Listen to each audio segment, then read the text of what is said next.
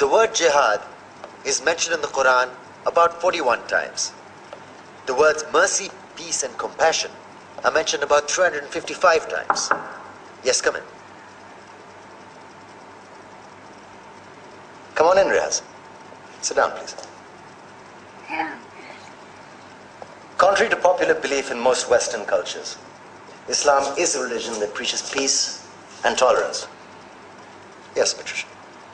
If Islam truly is a religion that preaches peace, then how come the world's most troubled spots, the West Bank, Afghanistan, Pakistan, Iraq, they're all plagued with Islamic terrorism? Well, that depends on your definition of terrorism. Some might argue that the U.S. invasions of countries like Iraq and Afghanistan are also acts of terrorism. No, those were acts of war to get rid of despotic regimes. Or means of getting at a country's oil. Conspiracy theories. Well, May I? Yes, please. Go ahead, Riaz. Mr. Khan is right.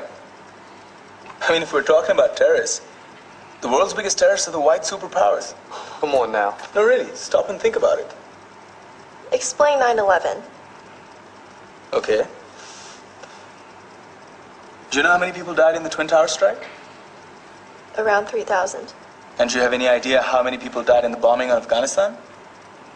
Take a wild guess.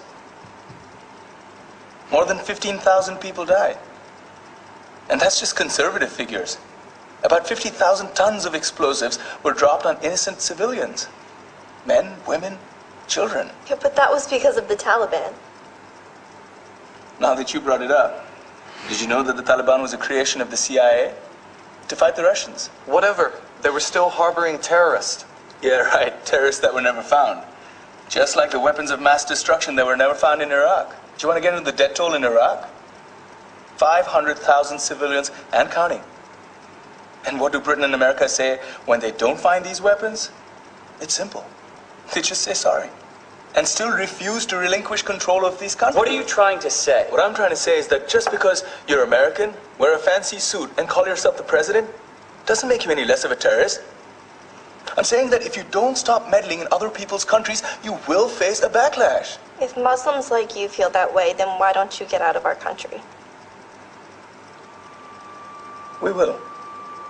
As soon as you promise to leave ours.